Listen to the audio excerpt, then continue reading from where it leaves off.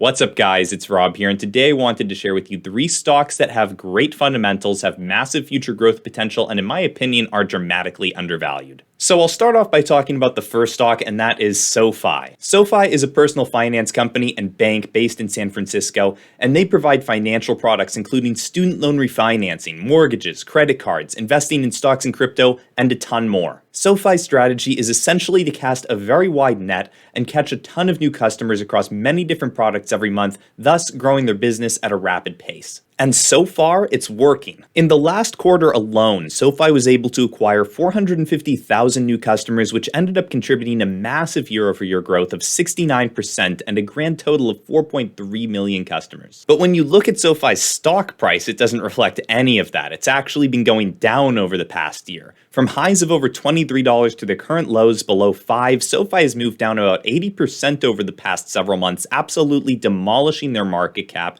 and causing the company as a whole to be valued below $4 billion.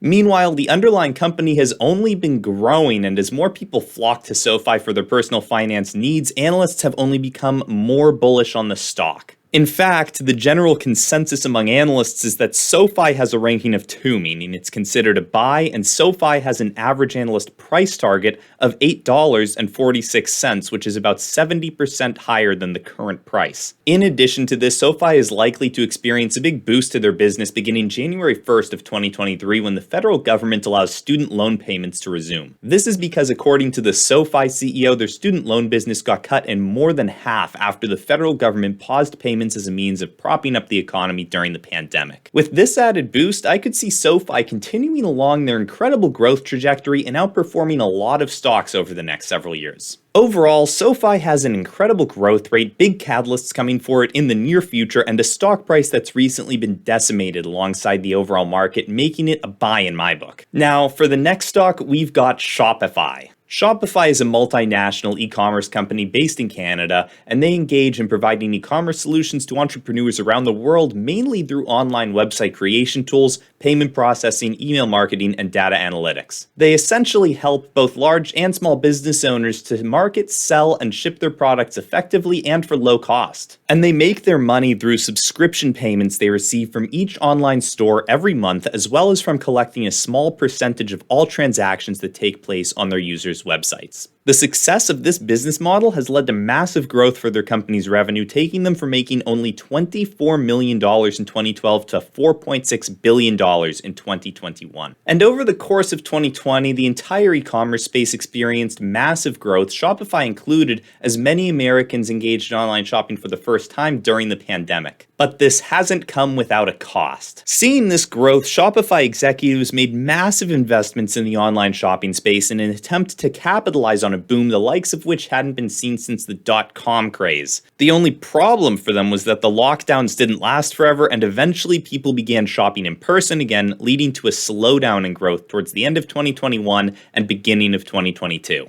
This caused the CEO to admit he had made a mistake of investing too much too soon, and that it was time to scale back some of their operations to weather the economic storm that this year has been. Now, that's not to say Shopify hasn't still been growing. In fact, their most recent earnings call revealed they still grew their revenue by 16% year over year despite the current downturn in online shopping and the economy at large. In addition, Shopify has also corrected course, and while also trying to maintain the growth they've seen in the online side of their business, they've begun offering point-of-sale hardware, allowing them to generate revenue from in-person shopping as well. While the past year has been incredibly difficult for Shopify's stock price due to faltering online growth and a downturn in the overall economy, I'm confident in their ability to continue growing at a rapid pace and continue providing value for entrepreneurs across the entire world. As time goes on, I only see more growth potential for Shopify as online shopping naturally becomes a bigger part of our lives and more entrepreneurs start to use Shopify services. And that brings us to our last stock, which is Rumble. Rumble is an up-and-coming video streaming and social media platform committed to maintaining free speech on the internet, and they actually just went public about 2 weeks ago,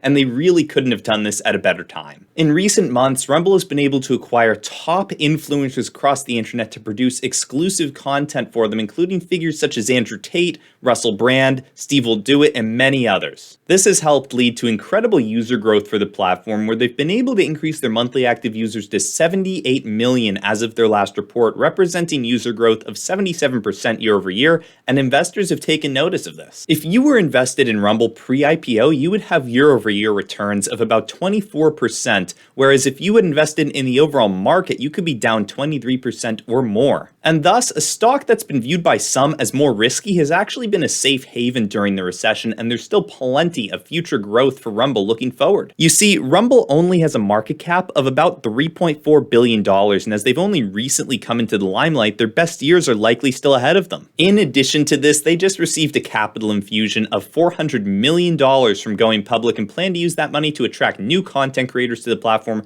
growing their potential user base even more. And even without this, tons of content creators are choosing to post their content on Rumble as well, myself included. And some of my content you can see actually performs better on Rumble than it does on YouTube. And while there's not nearly as much historical data for Rumble as there is for other companies, since they only went public about 2 weeks ago, they've still done very impressive things in that time, and I'm excited to see where they go from here. And guys, if you enjoyed the video, please consider subscribing for more. Keep in mind, none of this is financial advice, and I'll see you next time. Bye.